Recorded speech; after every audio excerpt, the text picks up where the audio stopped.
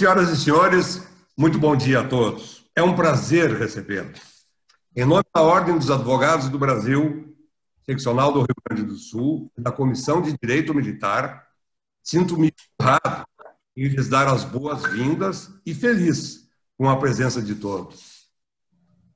Vejo que o nosso evento está engalanado não apenas com a presença de advogados gaúchos, mas igualmente com o prestígio da advocacia do Brasil, notadamente com a presença, e aqui destaco, de presidentes de comissões de direito militar da Ordem dos Advogados do Brasil, de seus estados.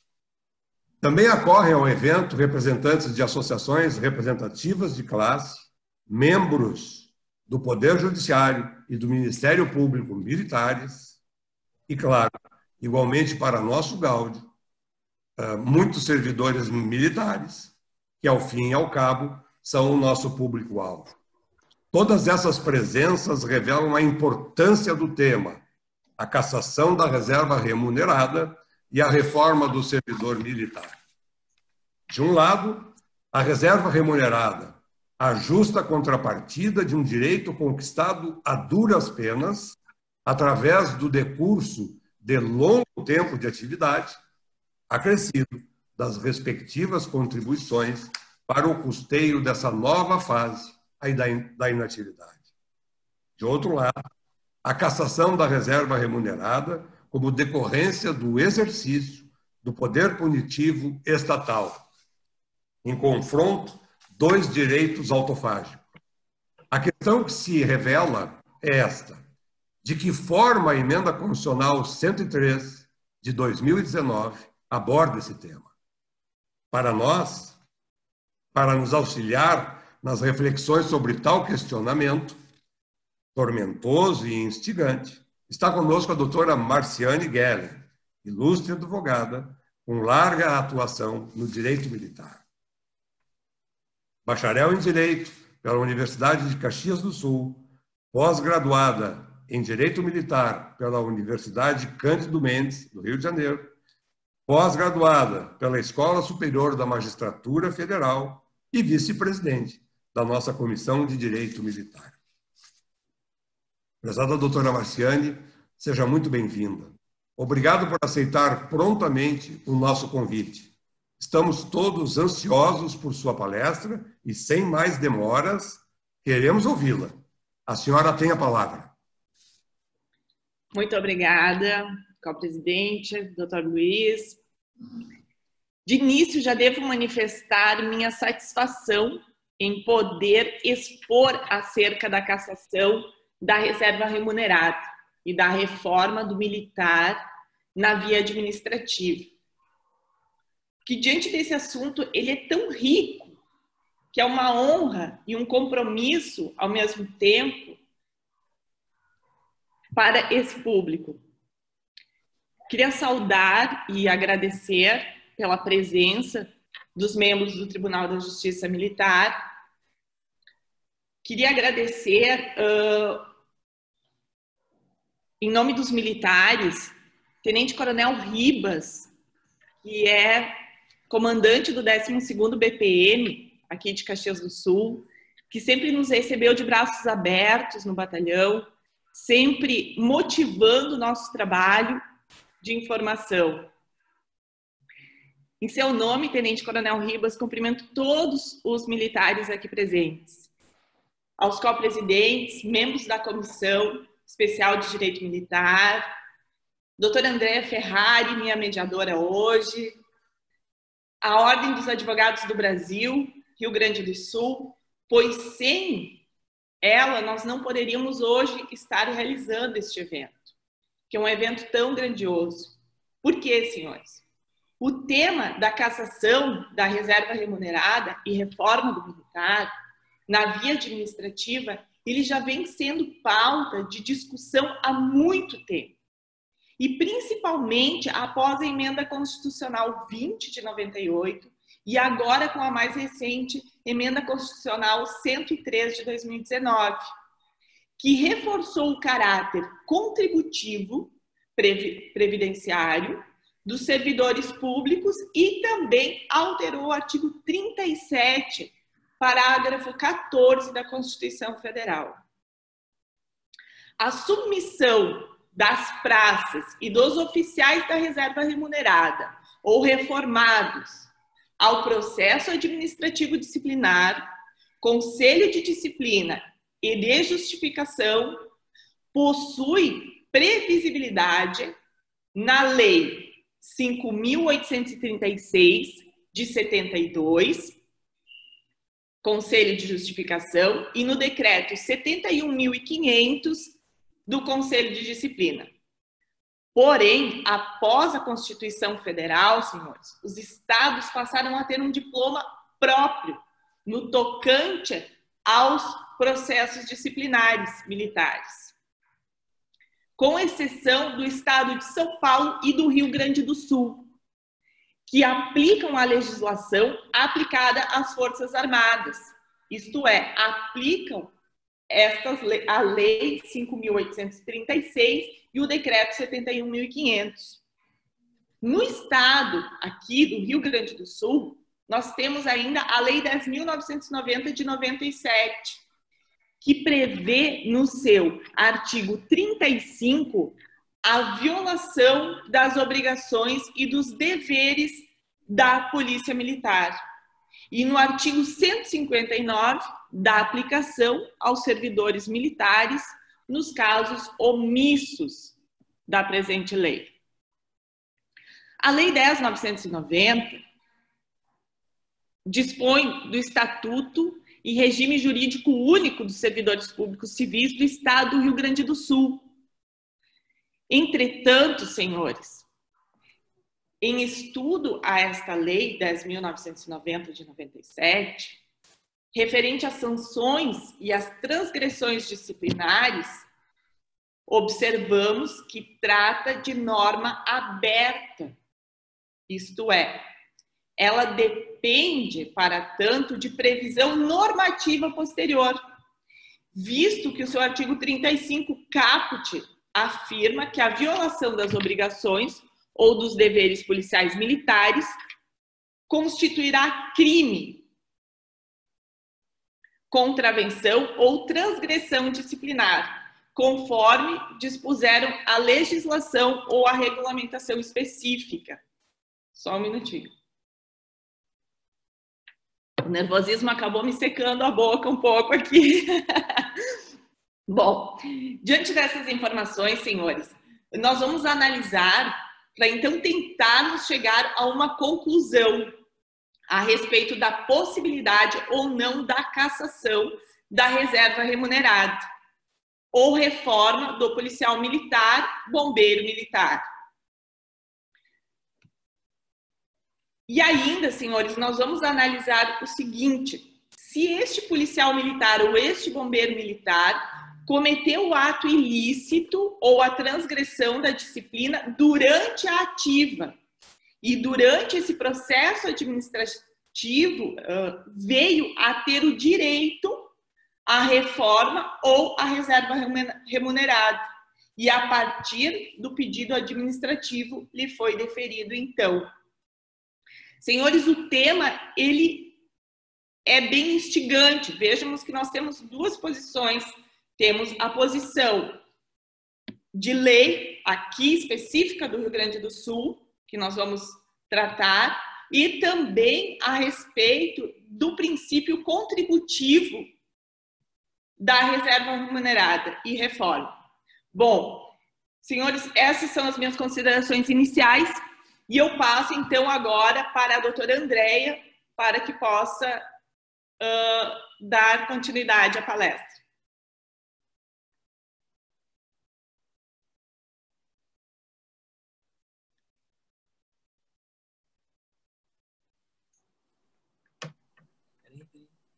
Doutora Andréia, a senhora está sem som.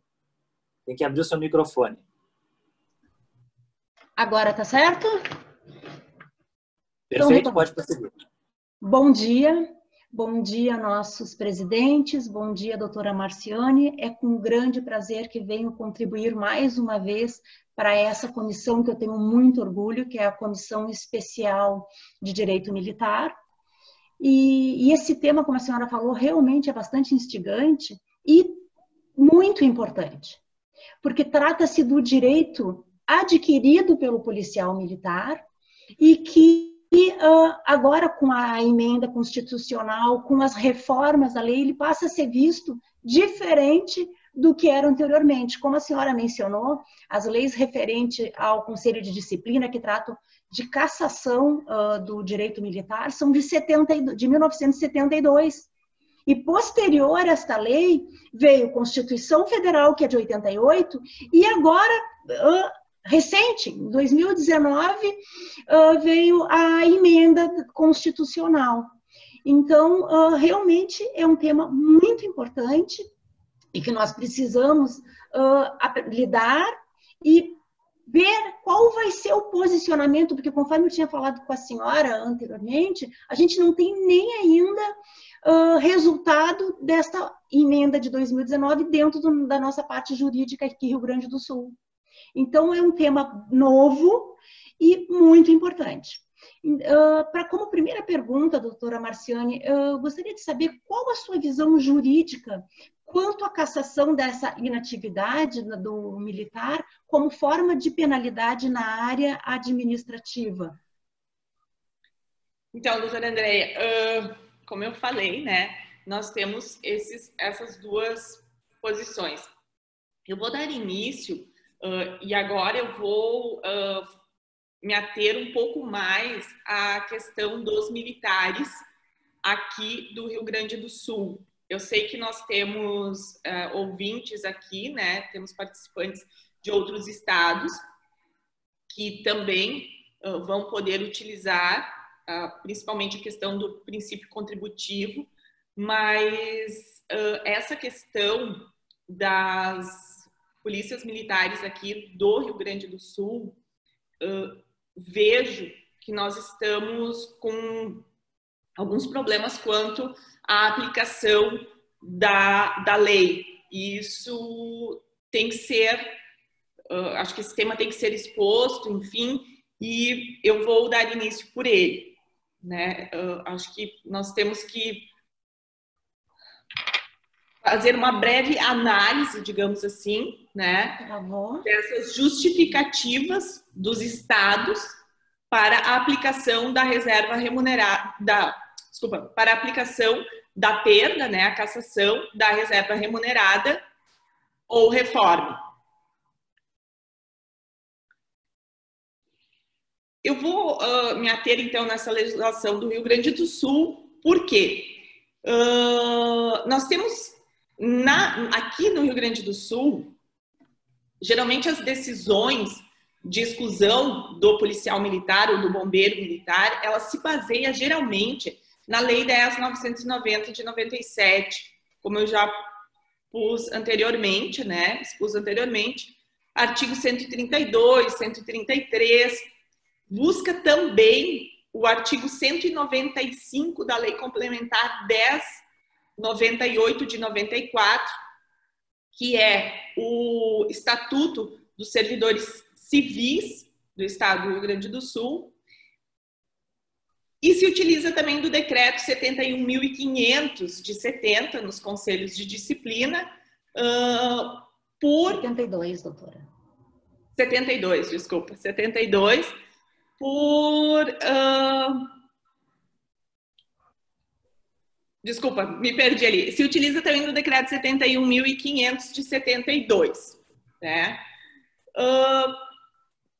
Como já posto anteriormente, então, a Lei 10.990 de 97, quando da violação das obrigações e dos deveres do policial militar e dos bombeiros militares, ela depende de legislação ou regulamentação específica, que subentende-se o Regulamento Disciplinar da Brigada Militar, RDBM, o Decreto 43.245/2004, que na maioria das vezes, e isso os advogados que militam nessa área percebem também, não é aplicado.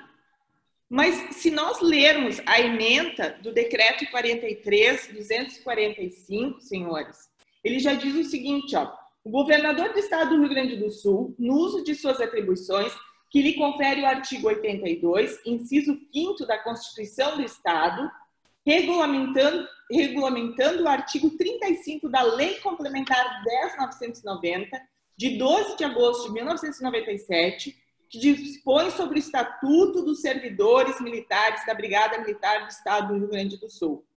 Decreto. Fica aprovado o regulamento disciplinar da Brigada Militar. Ora, senhores,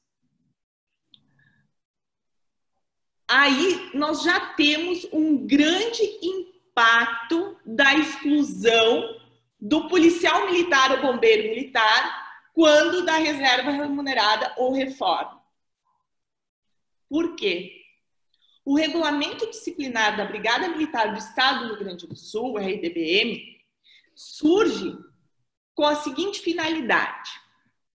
E aí eu vou ler para vocês, me desculpem se eu estou lendo aqui, mas é interessante isso, tá? Aqui, ó, o artigo 1º do regulamento do RDBM diz o seguinte: o regulamento disciplinar da Brigada Militar tem a finalidade de especificar e classificar as transgressões disciplinares e estabelecer normas relativas às punições disciplinares, os recursos, o comportamento policial militar das praças e as recompensas policiais militares. Veja, estabelecer normas relativas às punições disciplinares, recursos, comportamentos. O artigo 9º desse mesmo diploma, senhores, no inciso 6º, fala da exclusão a bem da disciplina. E em seu artigo 14 diz que, vou ler novamente, artigo 14.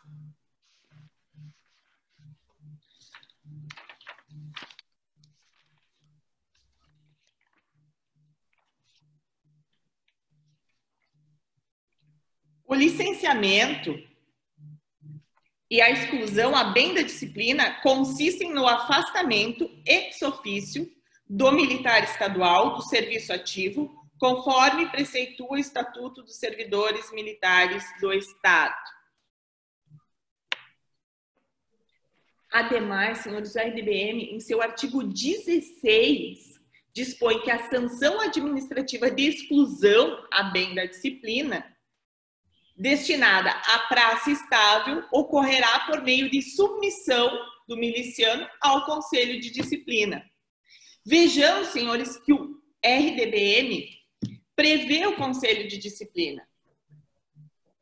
E lá no seu artigo 28, ele fala a respeito dos procedimentos do processo administrativo. Assim, uma vez que o RDBM ele estipula as transgressões disciplinares, este RDBM é que deve ser aplicado ao invés do decreto 71.500. Vejamos que o artigo 33, ali do RDBM, ele estabelece categoricamente as hipóteses de cabimento do Conselho Disciplinar e de justificação. E aí eu vou ler para vocês também o artigo 33, que diz o seguinte: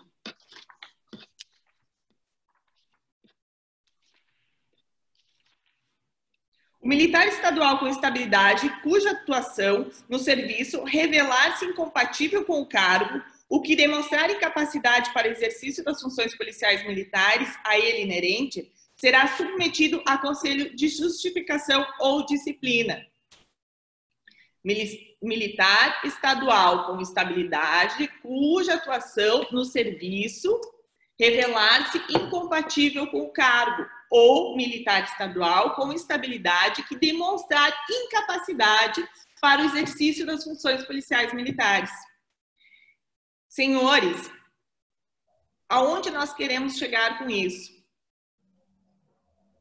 mesmo havendo a previsão lá no artigo 156 da Lei 10.990 de 97, da aplicação do decreto 71.500 de 72, a aplicação deste deve sempre ocorrer cumulando as disposições contidas no RDBM,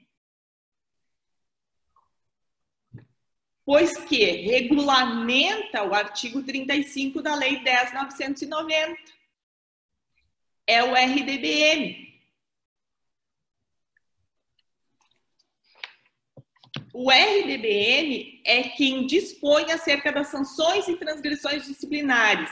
Isto é, não podemos ignorar o que versa no RDBM sobre o Conselho de Disciplina e de Justificação.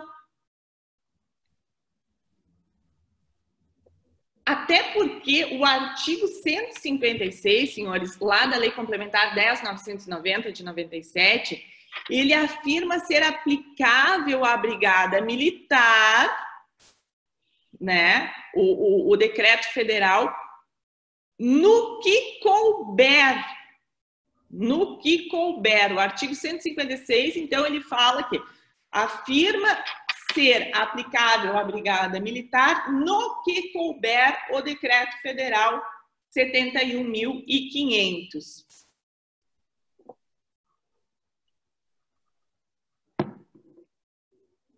O que nós podemos extrair? Se aplicarmos o RDBM, por expressa disposição contida, então, no seu artigo 2º, tão somente vai se aplicar aos militares estaduais ativos e alunos matriculados em órgão de formação. O que acontece? A submissão do praça ou do oficial somente da ativa. E eu vou ler aqui para vocês da obra do professor Jorge César de Assis, curso de Direito Disciplinar Militar, que ele fala o seguinte, essa obra é atualizada, ela é de 2018, se eu não me engano. Ele fala o seguinte, o regulamento disciplinar atual, RDBM, do Rio Grande do Sul, impedindo a submissão dos militares inativos ao processo disciplinar, revogou no ponto a autorização contida no regulamento anterior, que permitia a aplicação do Conselho de Justificação aos inativos. Ou seja, a aplicação da legislação federal estava atrelada ao regulamento disciplinar da Brigada Militar anterior, que foi revogado, não deixando dúvidas quanto ao descabimento atual da pretendida aplicação. O Estatuto dos Militares Estaduais, ao prever a aplicação da legislação do Exército Brasileiro, em seu artigo 156, fez questão de destacar o seu caráter supletivo, representado pela expressão no que couberem, visto ser necessário o cotejo igualmente do regulamento disciplinar da Brigada Militar. Senhores, eu acabei de falar isso para vocês, que o decreto 71.500 é a exceção. O que o Estado e nós, advogados, temos que exigir é que se aplique o RDBM. Isto porque é a própria Constituição Federal que estabelece a competência para a lei estadual específica. No caso, o Estatuto dos Militares Estaduais, o Regulamento Disciplinar da Brigada Militar. E o faz no parágrafo 1º do artigo 42, quando remete para o legislador do Estado e do Distrito Federal as matérias contidas no inciso 10 do parágrafo 3º do artigo 142. O Estado do Rio Grande do Sul, com base em sua autonomia federativa, editou o Decreto Estadual 43.242 de 2004, RDBM, revogando o regulamento disciplinar anterior e deixando expresso sua inaplicabilidade aos militares inativos. aqui não há espaço para ilações nem interpretações extensivas, principalmente em prejuízo do acusado, caso pretendesse que os militares inativos permanecessem sujeitos à responsabilidade administrativa disciplinar. Poderia fazê-lo, mas não o fez. E assim, em hipótese alguma, o militar estadual gaúcho que se encontra na atividade poderá ser submetido ao conselho de justificação ou disciplina.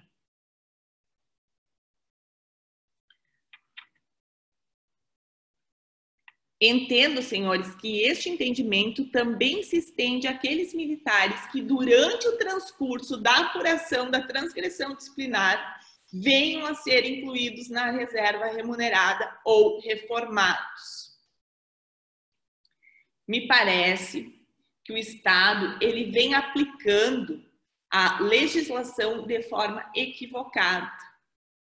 Mas aí cabe, como já falei, a nós, advogados, questionarmos e levarmos estas informações para o judiciário, para que ele possa mudar este entendimento. Com relação, a doutora Andréia me colocou, né, como é que está a questão judicial, como é que está vendo isso? Doutora Andréia, no TJM, aqui do Rio Grande do Sul, me parece que já há alguma divergência quanto ao assunto. Alguns desembargadores também entendem a aplicação do RDBM e não do Decreto 71.500 de 72 e da Lei 5.836, também de 72, que prevê, então, a submissão do militar ao Conselho de Disciplina e ao Conselho de Justificação.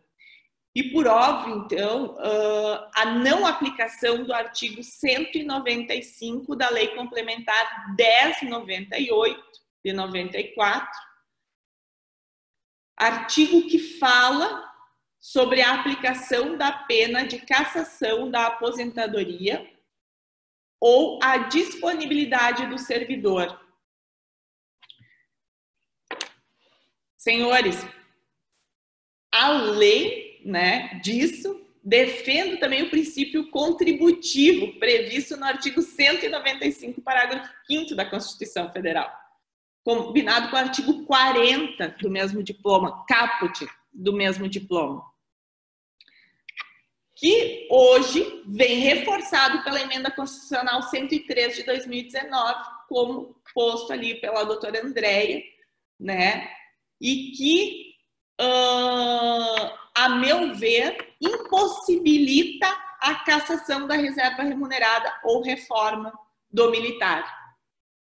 Não cabendo mais justificativa do Estado de que a aposentadoria seria um prêmio, seria voluntária, como se o militar nunca tivesse contribuído para fazer jus a esta reserva ou reforma, ou ainda que este não sofrera prejuízo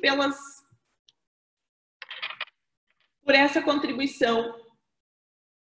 Porque ele contribui para um regime próprio de previdência dos servidores públicos. E mesmo com a alegação do Estado de que ele não sofre prejuízos, pois o militar pode buscar no regime geral, através do artigo 201 da Constituição Federal, a equivalência de tempo, acredito que há prejuízo sim, senhores. Por que há prejuízo? E aí eu faço uma ressalva à Lei 8.213 de 91, artigo 94, que fala sobre a previdência do regime geral, e ela diz que para os efeitos de benefícios previstos, então, no regime geral da Previdência Social ou no serviço público, é assegurado a contagem recíproca do tempo de contribuição na atividade privada, rural, urbana. Então, mas também esse militar que ele sai do regime próprio e vai para o regime geral, ele também vai ter que seguir as regras do regime geral da Previdência Social. E ali, senhores, ele vai estar exposto a questões de fator previdenciário, teto previdenciário, dentre outros. Na prática, o militar, ele sofre e, a meu ver, há um excesso de punições. Há um excesso de punições. Já temos entendimentos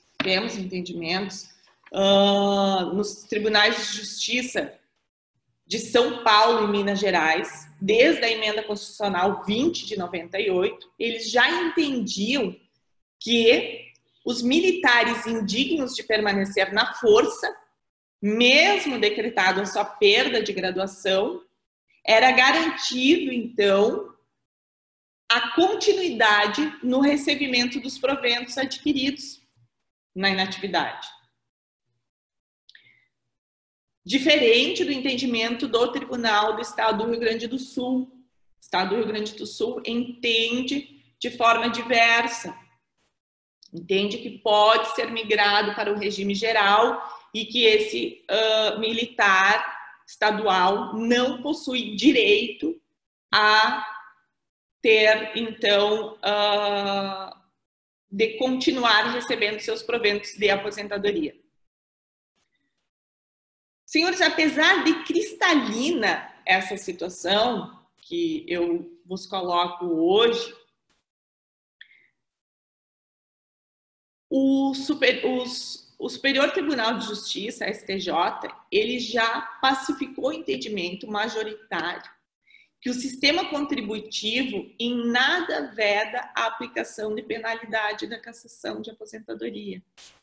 Mesmo entendimento do Tribunal de Justiça Militar aqui do Rio Grande do Sul. E também o STF, tá? Esse é um recente julgado do Supremo Tribunal Federal de uma DPF. Desculpem, senhores, eu acabei não trazendo o número da DPF, mas eu vou pôr aqui depois no chat o número dessa DPF, que foi... tem uma decisão do ministro Alexandre de Moraes, que também entende que o sistema contributivo, o princípio contributivo, nada veda a aplicação da penalidade de cassação da aposentadoria. Pois o servidor, né, pode reverter, buscando então no regime geral os benefícios que fazia jus como servidor público. Bom, senhores, acredito eu, né, com a devida vênia, me parece que os tribunais superiores, eles vêm passando ao largo dessas questões previdenciárias, não observando que a reserva remunerada é uma contraprestação das contribuições previdenciárias. E se nós olharmos o que conclui-se disso é que, em decorrência desse Estado constitucional, o direito à nossa única ordem institucional, que é passível de realizar o projeto de garantias por meios de vínculos substanciais da positivação, do dever ser constitucional, imposto ao próprio direito positivo e diante da Carta Magna, não há como estabelecer a perda do direito de receber o que foi contribuído a título de garantia. O direito adquirido deste militar, aonde fica? A segurança jurídica deste militar, aonde fica? Pois ele contribuiu esse período, ele contribuiu todos esses anos, e mesmo ele tendo cometido o ato ilícito, a transgressão da disciplina, durante a ativa, mas, porém, jubilou-se durante o seu processo administrativo, acredito, senhores, que ele possui direito, tá? Ele adquirido. Também não me afigura ético, senhores, e nem moral poder público confiscar tais alíquotas previdenciárias, que são descontadas mensalmente do servidor, que, pensando no seu futuro, né, vai pagando ao longo do seu trabalho. Por essa razão, eu entendo que a cassação da reserva remunerada e reforma, né, poderá se dar apenas quando o militar fraudar o tempo de contribuição, com vantagens fictas, inexistentes, enfim. Não podendo o militar condenado disciplinarmente perder o direito de receber os valores com os quais contribuiu mensalmente por muitos anos. E no caso do Rio Grande do Sul, nós temos ainda a inaplicabilidade da Lei 5.836, 72, Conselho de Justificação, e o Decreto 71.572, que é o Conselho de Disciplina, pois que o RDBM é enfático no que diz respeito ao militar da reserva remunerada ou reformado não poder sofrer processo administrativo disciplinar. Isso aqui está no artigo 2º do RDBM. A emenda constitucional 103, a meu ver, ela veio para pacificar a matéria, né, na questão do princípio contributivo e botar um ponto final nessa discussão sobre a possibilidade ou não de se penalizar o militar com a perda do seu direito de receber seus proventos, fruto de um seguro firmado entre ele e o poder público. Vejam, um seguro firmado entre ele e o poder público. Doutora Andréia, eu me estendi um pouco nessa resposta, mas eu não sei se eu consegui ser clara. Ainda está dentro do seu horário, eu estou controlando aqui. Estas questões são bastante controversas, porque, na verdade, quando se fala em punição, e muitas vezes tem sim que haver a punição, acaba se estendendo quando toca no pecuniário também. Porque, como a senhora falou, independente do que o militar tenha feito, ele contribuiu, isso é fato. Então, ele não poderia ficar com mais esta punição, que é de deixar de receber o que a senhora colocou muito bem, como um seguro realizado para o Estado. Porque se ele fica à margem desse recebimento, ele vai acabar recebendo um seguro uma previdência via INSS, que não foi isso que ele pagou.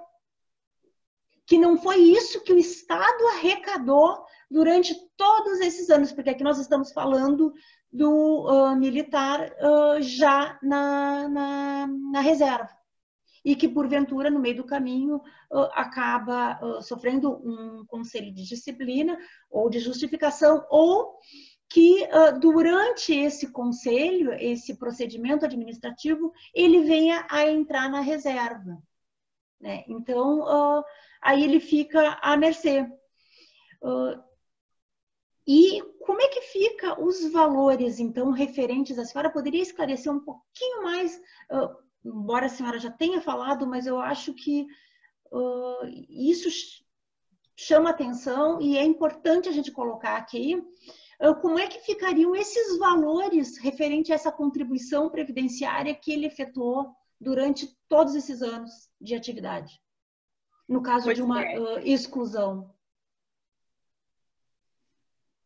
Pois é, então, essa questão da cassação da reserva, ou reforma do militar, e esses valores que ele contribuiu, então, no passar desses anos, né?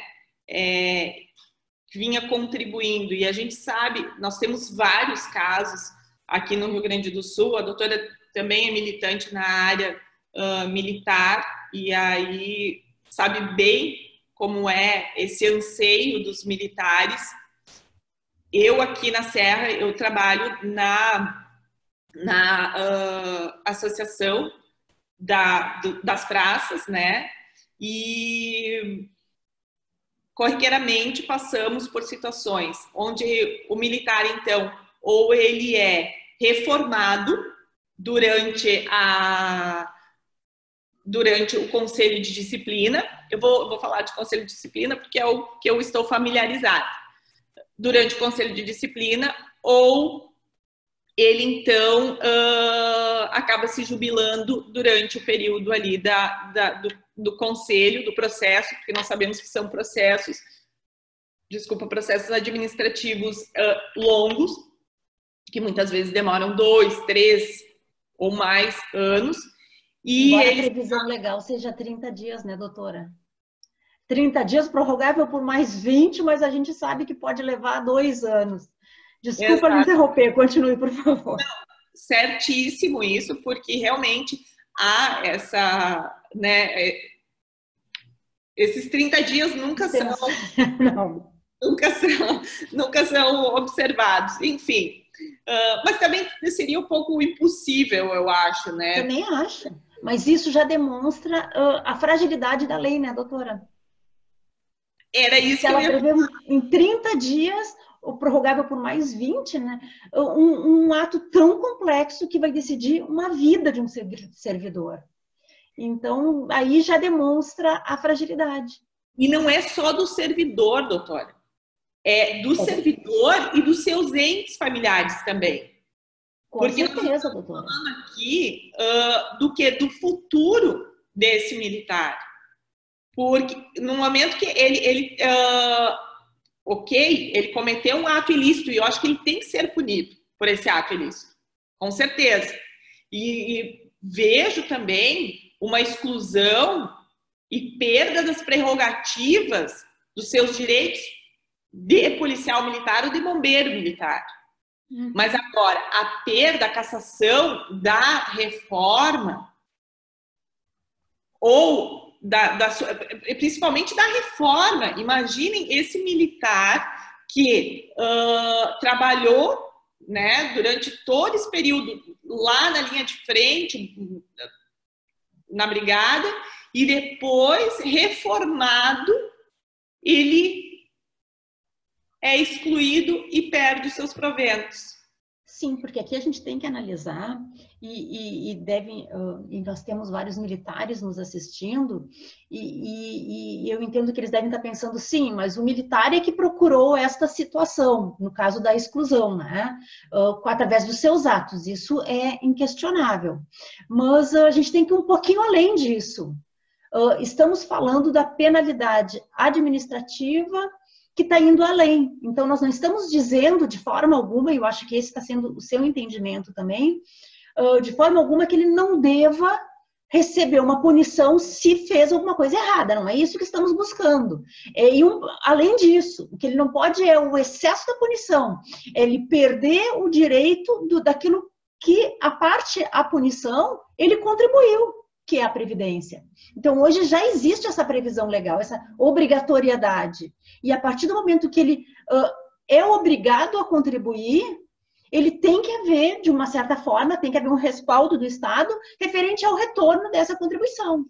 E eu acho que é aí que nós temos que analisar. E essa é a situação que a senhora está nos trazendo aqui e que é muito importante a gente pensar e não simplesmente aceitar, né? Mas fazer uma análise, e é isso que é o bonito da advocacia, é não fazer a leitura crua e fria da lei, mas ir além, né? Até porque neste caso nós estamos também falando de leitura da lei quando se trata dessas emendas, né? Não estamos deixando de analisá-la, mas parece que existe uma contradita neste momento no entendimento do nosso estado do Rio Grande do Sul. Não sei se a senhora me corrija, por favor. Não, doutora Andréia, a senhora está certíssima. Por quê, doutora? Nós temos hoje uma situação no estado do Rio Grande do Sul, que é a aplicação do decreto 71.500, tá? Eu falei, eu sou mais da parte da praça, né? 71.500. Então, e não do RDBM. E o 71.500, ele prevê o quê? Ele prevê a submissão da praça ou do oficial desculpa, 71.500 da praça, tá? Da praça ao Conselho de Disciplina, mesmo na inatividade. Mas o RDBM, ele veda isso. Não pode, o artigo 2º diz que não há como. E entendo eu que aquele militar que completar, mesmo durante o processo administrativo, né, ele for para a reserva remunerada ou reformado, também não deve sofrer a penalidade. Ainda, doutora Andréia, tem o seguinte, eu acho que se fosse de outra forma, estaria escrito na lei, mas não tem nada escrito. O que está escrito lá é que o militar estadual inativo não sofrerá conselho de disciplina e nem conselho de justificação. Mas aí, doutora, o que a gente tem? Voltando lá para a questão da contribuição, tá? Voltando à questão, a emenda constitucional 103, que é recente, que ainda nós não temos julgados, enfim, tem esse julgado do que STF. É de 2019, né, doutora? Exatamente. Acho importante a gente frisar isso. De 2019. Então, é muito recente. Mesmo tendo essa ADPF do ministro Alexandre de Moraes, eu acho que não foi observado ainda essa questão do caráter contributivo. E o artigo 37, lá o parágrafo 14 da Constituição Federal, está claro que, a meu ver, não se pode mais caçar a reserva remunerada, não se pode mais caçar a aposentadoria do servidor público. Então, nós temos que observar isso. Então, vejo que nós temos duas situações aqui no Rio Grande do Sul, né? Em outros estados, eu acho que todos os estados têm que observar o que fala a sua lei complementar. Por quê? Porque todos os estados possuem lei complementar, à exceção, né, de São Paulo e Rio Grande do Sul, mas no Rio Grande do Sul nós temos o RDBM, que o RDBM, ele lá no estatuto do servidor público militar estadual, ele diz o quê? Ele diz que se usará, então, o RDBM pelo artigo 35, nessas questões disciplinares.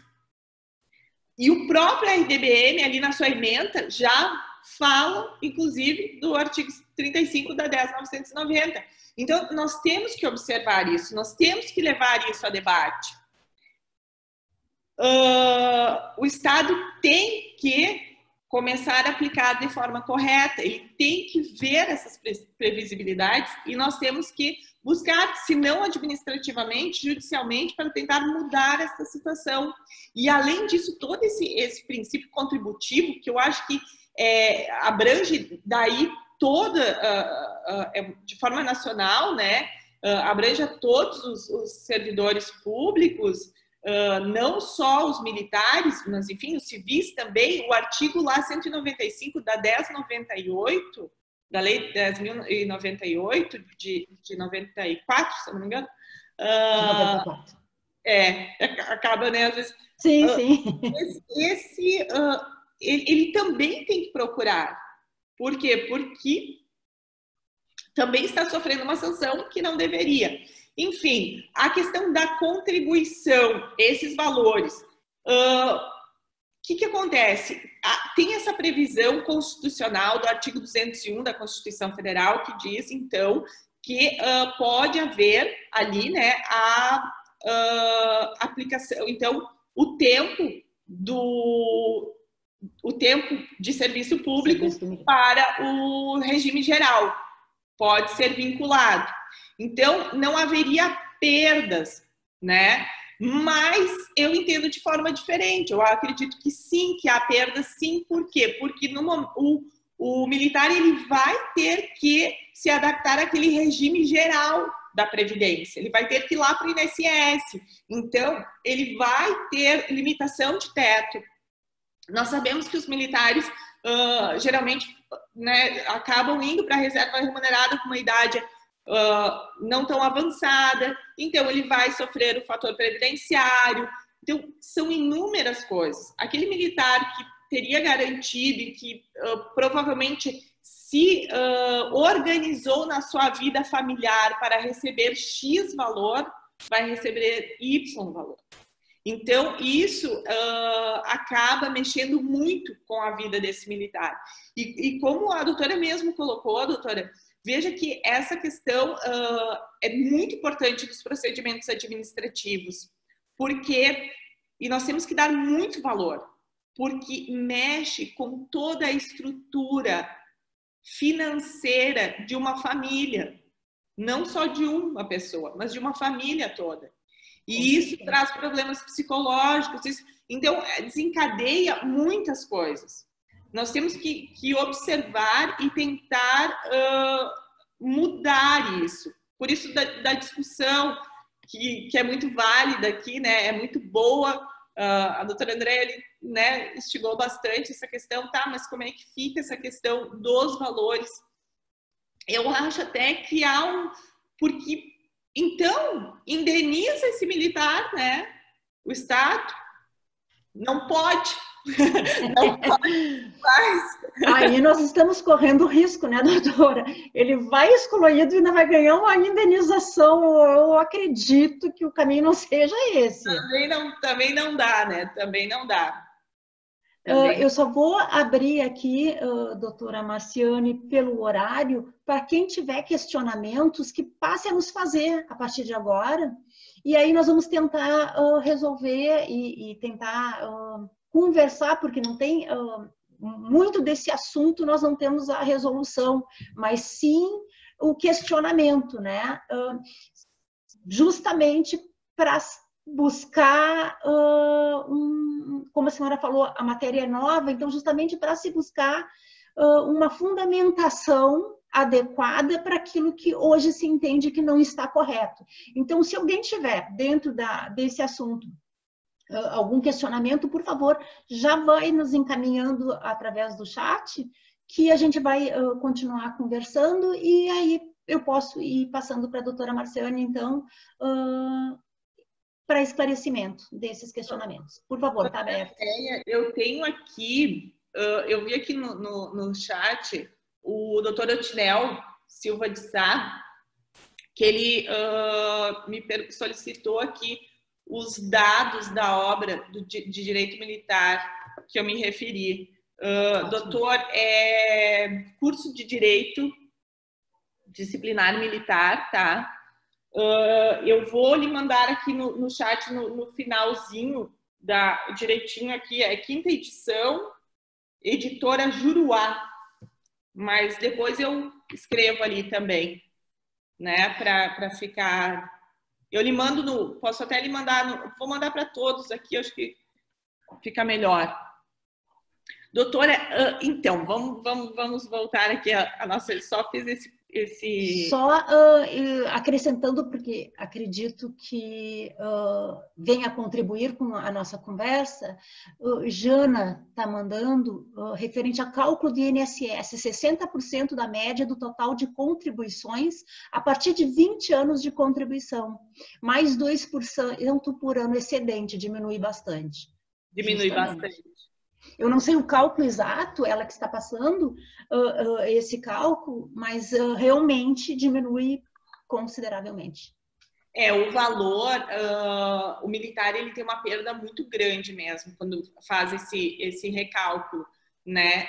Porque tem essa perda, tem todas aquelas regras do regime geral de previdência, então ele sai, né? Então aquilo que está indubitavelmente ele acaba sendo punido também e novamente pela parte previdenciária, né, doutora? Exatamente.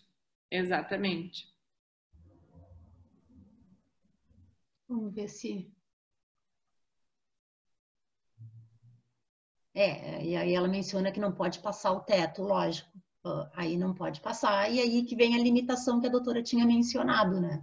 Que a aposentadoria como militar seria completamente diferente. Que foi para aquilo, inclusive, que ele se propôs e que ele se programou com esse pagamento de uma vida inteira, né? Doutor André, eu só queria fazer, eu não sei se todos os participantes, enfim, entenderam aquela questão da aplicação do RDBM e não das leis federais, enfim, se podem se pronunciar, ele ficou entendido, ficou claro para todo mundo essa questão ou não, porque eu acho que essa questão até ela é um pouco menos discutida, né, porque ela é mais restrita aqui ao Rio Grande do Sul, e aí eu só queria saber se os participantes que colocaram ali se entenderam ou não, se ficou alguma dúvida. E também, enfim, com respeito ao caráter contributivo ali, mas eu acho que esse ficou mais sanado, né? A princípio, ainda não veio questionamento em relação a isso, mas eu vou continuar a pergunta que foi encaminhada agora. Entendendo que o PM cometeu crime e perdeu o cargo, não se poderia assumir que essa submissão às regras do INSS seria o melhor caminho, visto que este perde a condição de detentor de cargo e posto efetivo? Não havendo essa condição, não se estaria amenizando a pena de crimes, por vezes graves, no exercício do cargo? Por mais que houve contribuição, ele não tendo mais o cargo, não seria razoável tratá-lo como os demais contribuintes não servidores? É o que nós estávamos questionando, né, doutora? Essa pergunta, ótima pergunta da Patrícia, né? Jana. Da Jana. Tá, Jana, ótima pergunta, porque o que acontece? O militar, ele já é punido na esfera penal por aquilo que ele cometeu, né? Então, ele já tem essa punição. Na administrativa também, porque uma exclusão da corporação, isso daí traz um peso enorme para o militar, enorme. Então, eu acho que já há punições administrativas ali, a perda das prerrogativas desse militar vai deixar ele nu, digamos assim, né? Nós, principalmente nós que trabalhamos nessa área, a gente conhece muito bem o militar e sabe que quando eles perdem as suas prerrogativas, eles ficam à mercê, né? Isso é bem complicado, até psicologicamente para o militar. Então, eles já... Permite, doutora Márcia, quero contribuir para o debate. Fale. Isso é completamente heterodoxo e fora do protocolo, mas para responder a pergunta da Jana, acho que nós temos que passar pela questão da contratualística. Por quê? Existe uma expectativa não atrelada à ética que envolve a aposentadoria do militar. Exatamente, é o que a gente estava falando, são situações bem...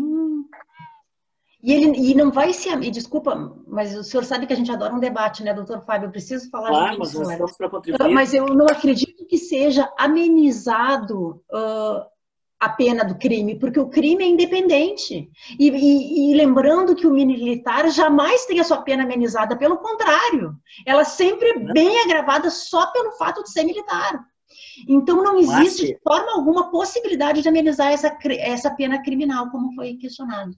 Doutora Andréia, nós ouvimos nos nossos recursos, e quantas vezes não ouvimos, doutora Marciane e demais colegas que atuam na área, que as esferas do Poder Executivo, pela tripartição dos poderes, Poder Executivo, Judiciário e Legislativo, não se imiscuem. Então, o que nós temos aqui? O que nós temos é simplesmente que alcançar efeitos nos lugares onde eles devem ser alcançados.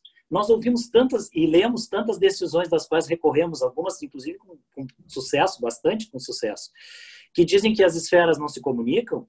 Pois é, nós não podemos poluir a questão ética, porque o Estado lá no começo, se me permitem, eu falaria isso no encerramento, mas acho que é importante que a assistência esteja presente para ouvir isso. O Estado que julga eticamente é o mesmo Estado que vai se apropriar dessa quantia caso o sujeito perca a sua contribuição.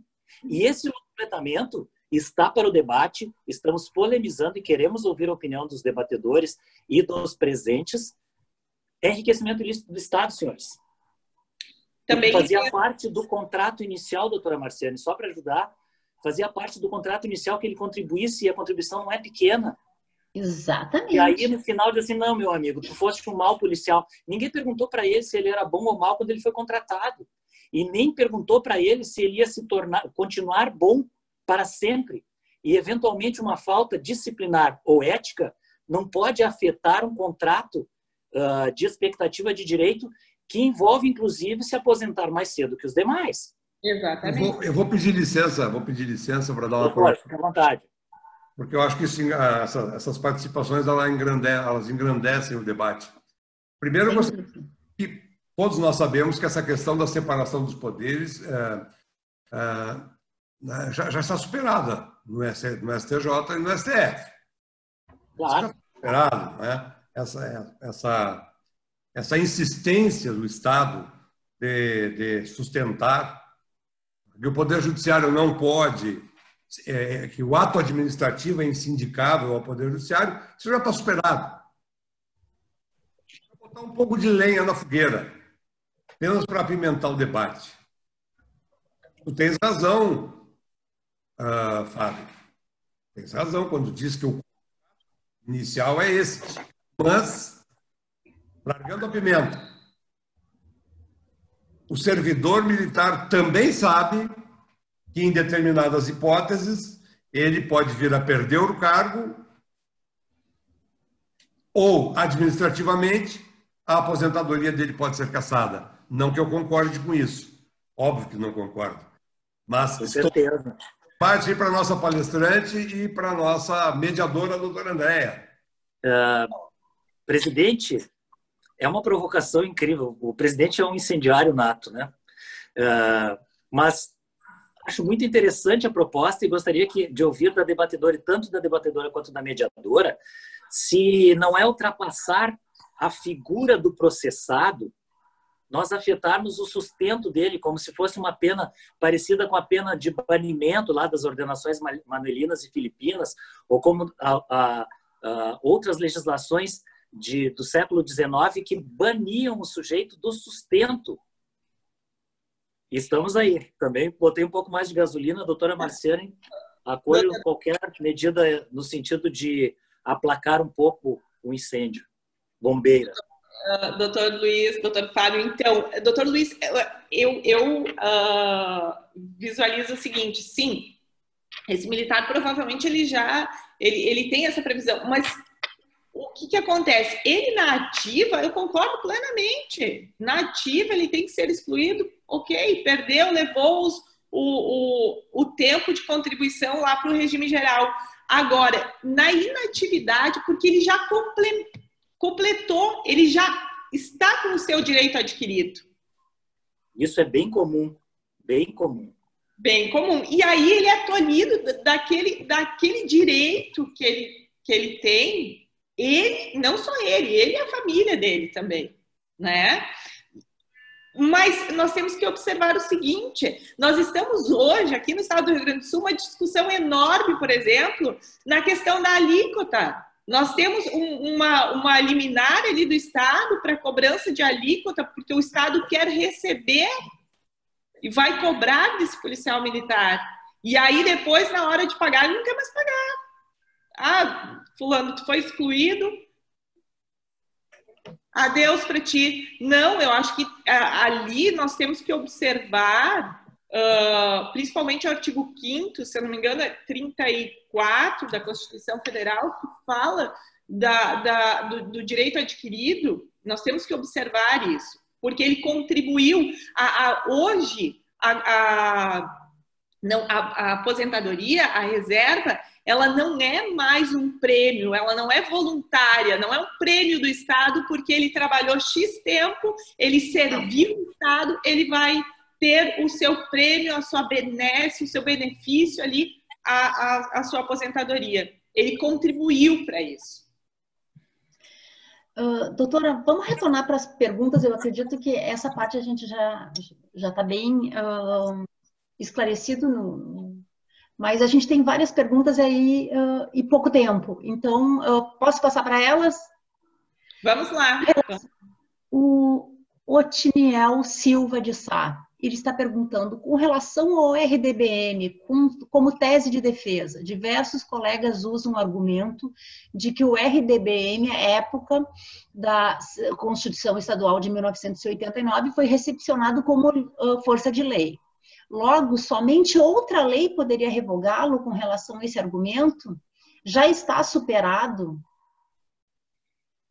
Então, doutor Otinel, o RDBM, ele é de 2004, esse RDBM, o último RDBM aqui né? Então, poderia revogá-lo com relação a esse argumento? Eu não entendi.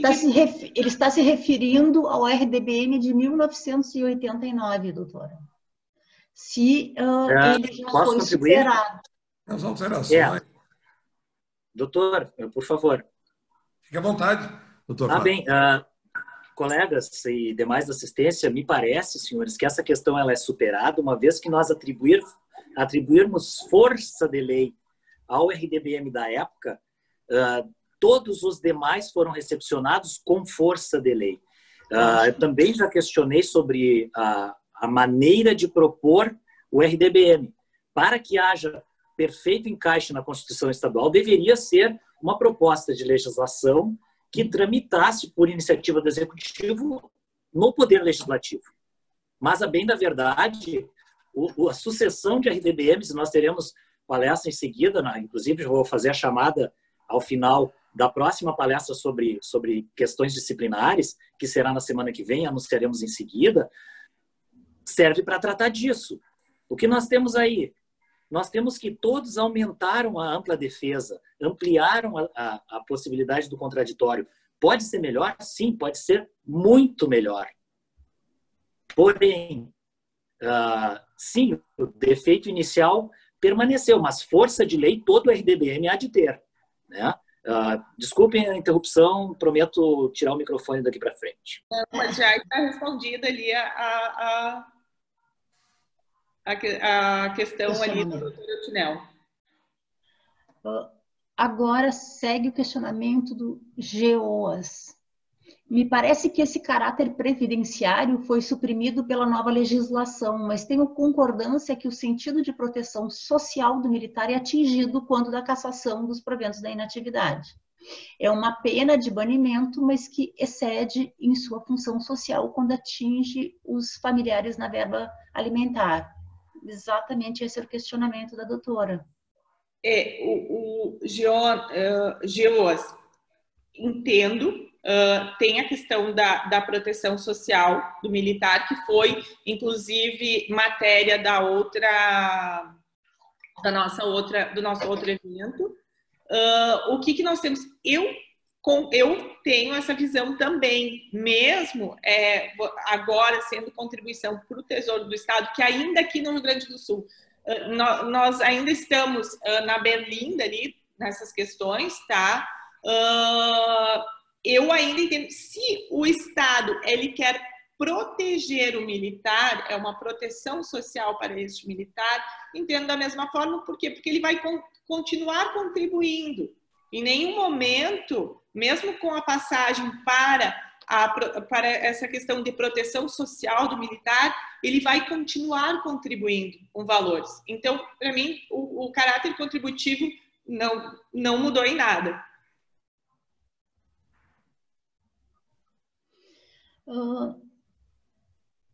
Querido Major Queopes, manda uma pergunta. Hoje, colega nosso, doutor Queopes, ele manda um questionamento. No Estatuto dos Militares Federais tem previsão, ele não recorda agora qual o artigo, de que na situação do militar ser excluído, os seus proventos serão repassados para um familiar, uma espécie de morte civil do militar. A pergunta dele seria possível aplicar este artigo no caso dos militares estaduais? não tem previsão para os militares estaduais. Não tem previsão quanto a isso, viu? Deveria ser, né?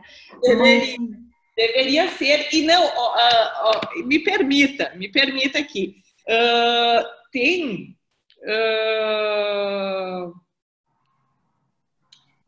aqui, eu passei aqui os olhos... Não, mas é também... É até a segunda turma do STF, relator ministro Ricardo Lewandowski, fala do benefício previdenciário instituído em favor dos dependentes de policial militar excluído da corporação, representa uma contrapartida às contribuições previdenciárias pagas durante o período efetivamente trabalhado.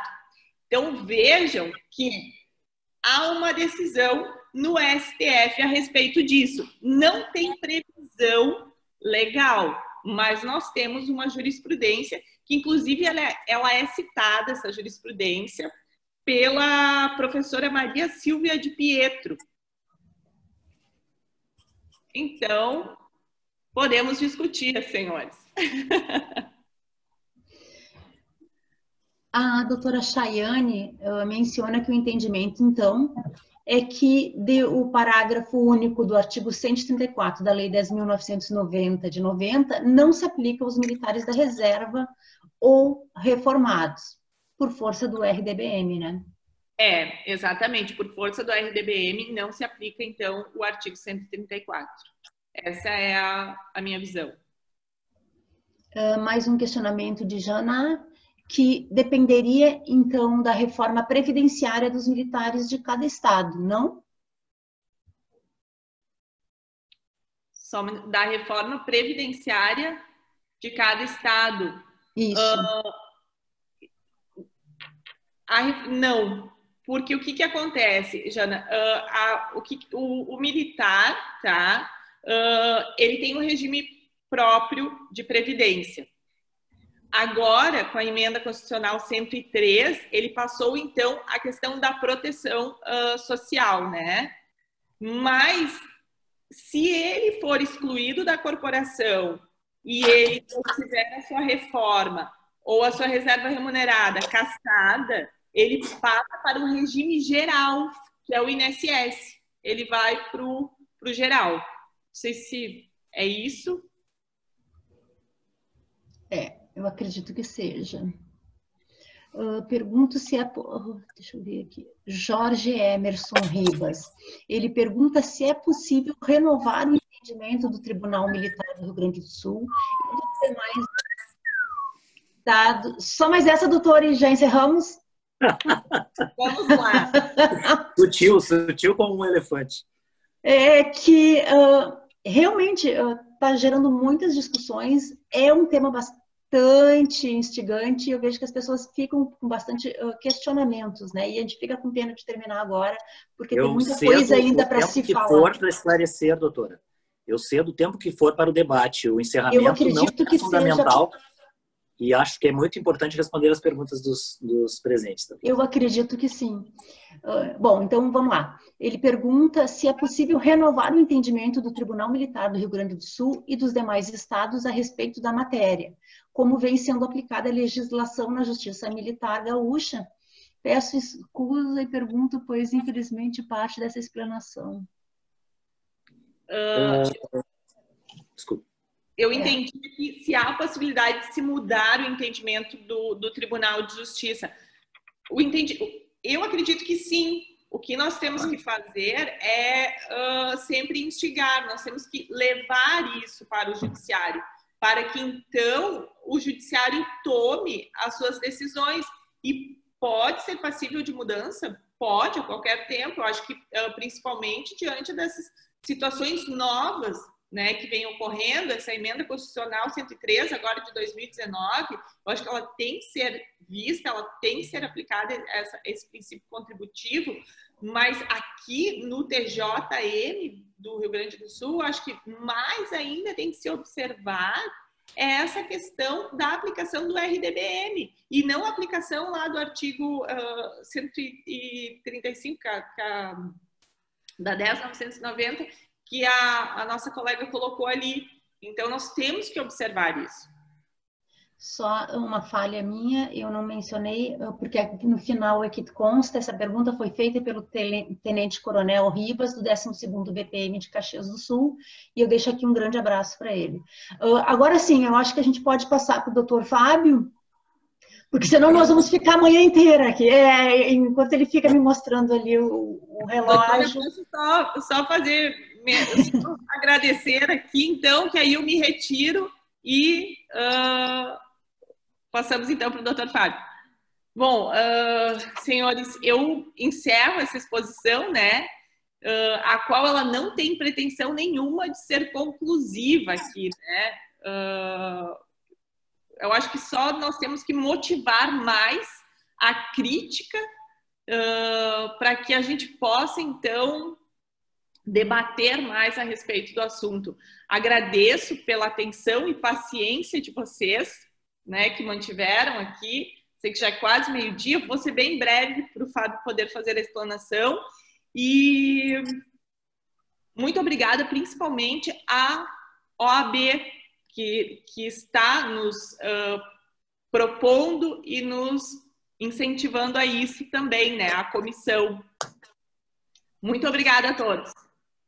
Obrigada, doutora. Passo então a palavra ao doutor Fábio, o nosso também presidente da Comissão Especial de Direito Militar. Pode falar, senhores.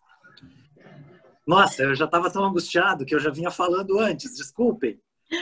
Quem conhece sabe que eu não consigo ficar longe de um debate.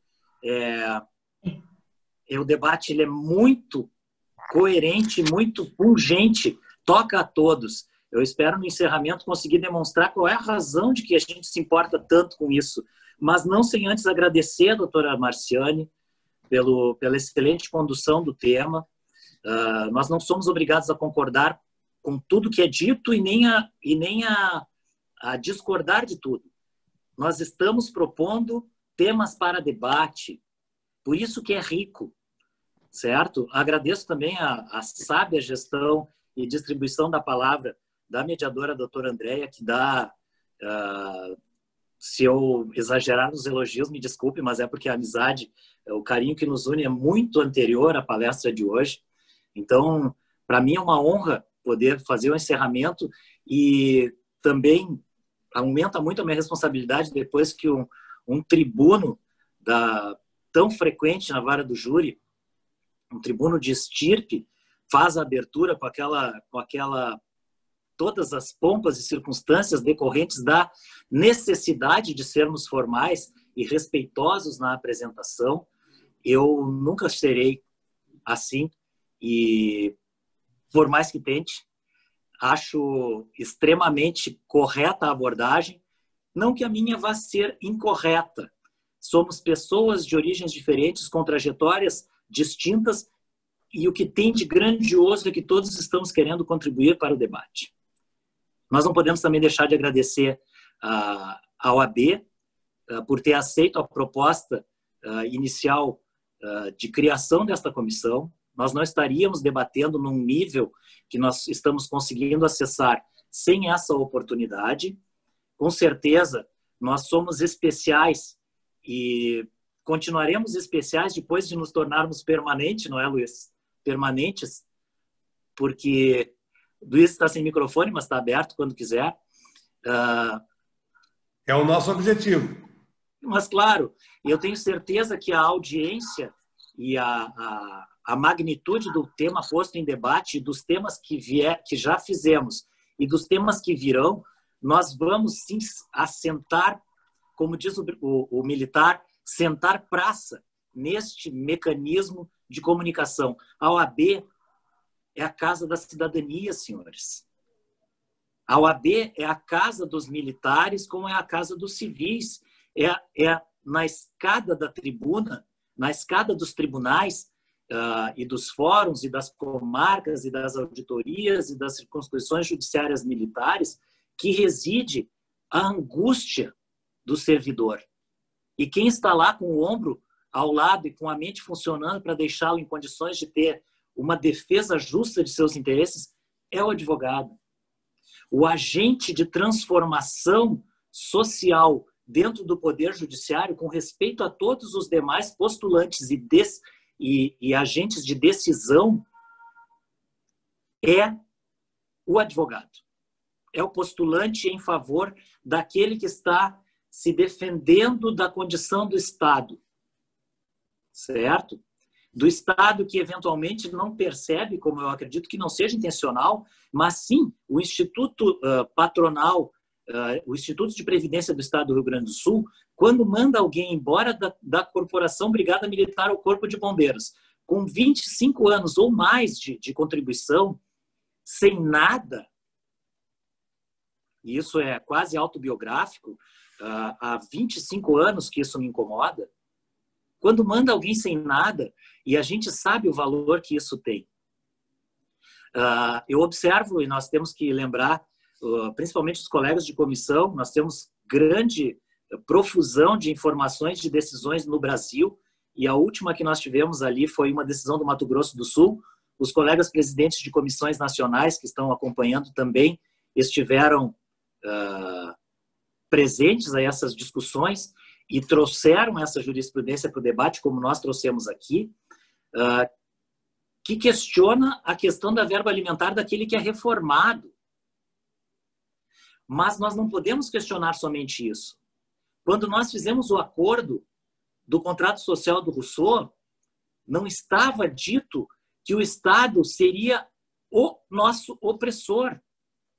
Não, o Estado é um mecanismo que serve à cidadania, que serve à sociedade. E a sociedade, me abraço, como sempre me abraçarei, sou um eterno defensor, apesar de hoje ser defensor de direitos e garantias individuais, sou eventualmente como um ato de rebeldia, senhores. Não, não, não, não.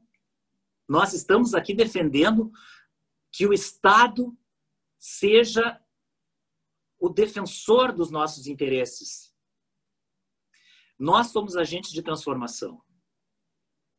Sabem por que outras soluções das Forças Armadas, nós vimos aqui no debate, sim, oferecem soluções diferenciadas a respeito da perda da função. Inclusive, havia jurisprudência antiga na STM que eu cheguei a usar há muitos anos atrás, já é uma jurisprudência superada, inclusive, mas chegou a ser utilizada para argumento.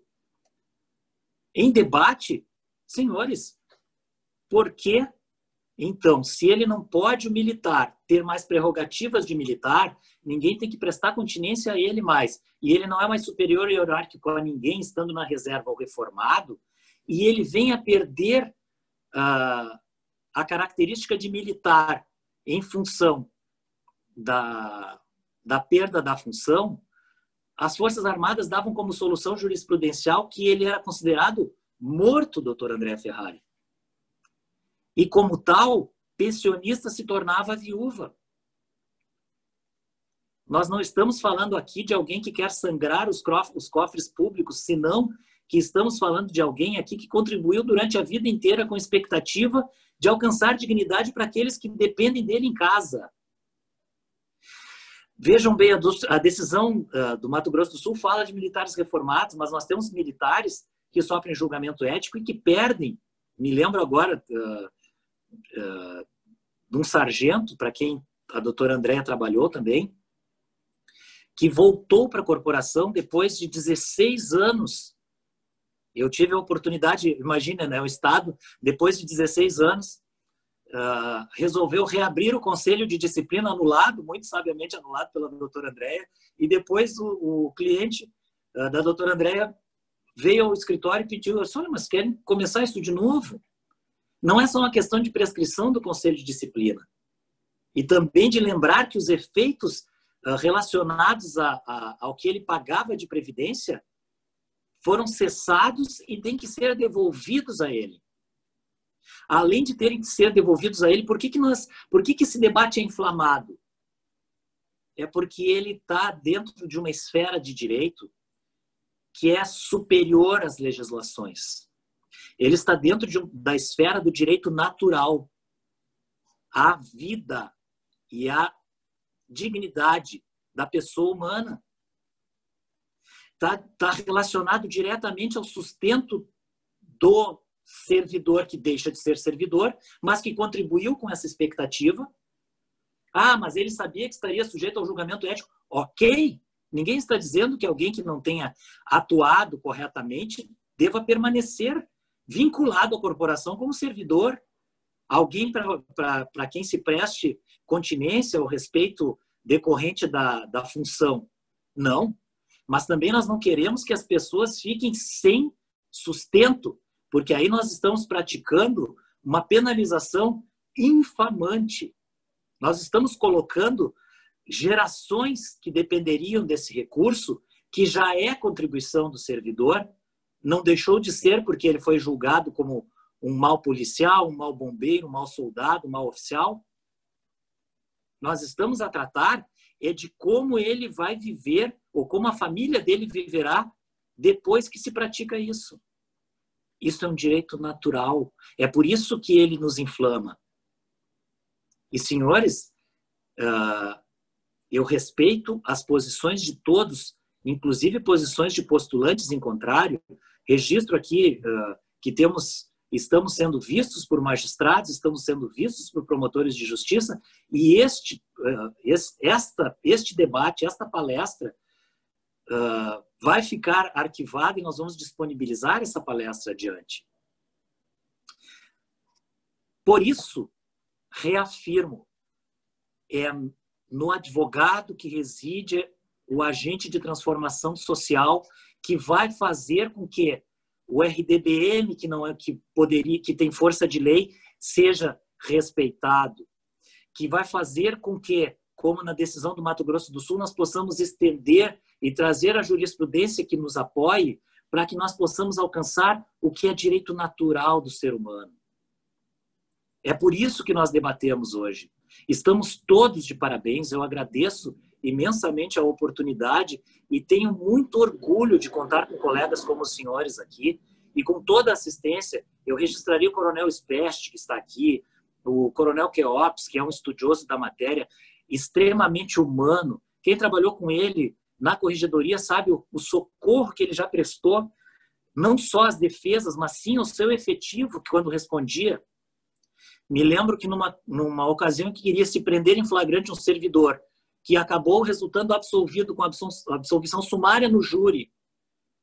No dia em que ele se apresentou, depois de ter efetuado o disparo em legítima defesa, a Polícia Civil queria prendê-lo. Está sem som, Andréa. Só para concluir, antes de te dar a palavra... Só um pouquinho. É que nós não podemos comentar de casos específicos. Claro que não. Mas eu não vou citar nomes, eu estou apenas a dizer qual é o apoio que o Dr. Queops prestou quando oficial superior da Brigada Militar lá. Certo? Esta presença merece ser registrada. Coronel Ribas, demais colegas de comissões de outros estados e de outras subcomissões da OAB, o doutor Otniel, que é o conjunto de jurisprudências, assim que nós tivermos encerrado aqui, podemos conversar um pouco mais, o debate está aberto. Mas longe de decidir a matéria, como bem disse a doutora Marciane, nós estamos aqui para contribuir para o debate. Nós precisamos urgentemente aprovar, estar presentes na cadeira da resolução do nosso próximo RDBM. Né? Nós teremos que sentar pé dentro das decisões que vão ser tomadas, porque é sobre os ombros dos advogados que vai repousar a expectativa de direito depois que esse RDBM estiver aprovado. E ainda é lenda, por mais que os mecanismos de comunicação sejam modernos, que existe uniformidade de entendimento entre os oficiais na Corporação Estadual do Rio Grande do Sul. Saindo do polo de formação de informações de Porto Alegre, não chega a Ponta, não chega a Livramento, não chega a Santo Ângelo, não chega a Pelotas, não chega a Rio Grande. Toda vez tem que se debater a mesma coisa nesses grupos que estão mais distantes, porque por mais que uma MD chegue, as pessoas estão pensando em fazer interpretações de normas que não são interpretáveis. Essa é a nossa luta, senhores. Esta é a luta para a qual nós somos parceiros de toda a cidadania. E eu vou encerrar fazendo uma provocação. Semana que vem, nós vamos debater aqui a questão da prisão disciplinar e da constitucionalidade ou não da legislação que estabeleceu que não é mais permitida a prisão disciplinar. Inclusive para propor alternativas. Observem como é importante o debate da semana que vem, também tão importante quanto este. Não fosse nós estarmos nessa possibilidade de existir uma comissão, e nisso agradeço a presidência da OAB mais uma vez, nós não poderíamos trazer mais essa questão à lume, senhores. Me resta agora menos do que 20 segundos para dizer: absorvam, contribuam. Cada um que contribuiu para este debate nos tornou maiores. A semana que vem, nós estaremos melhores do que hoje. Um bom final de semana e uma boa continuidade a todos. Bom final de semana a todos e um grande prazer ter estado aqui com vocês.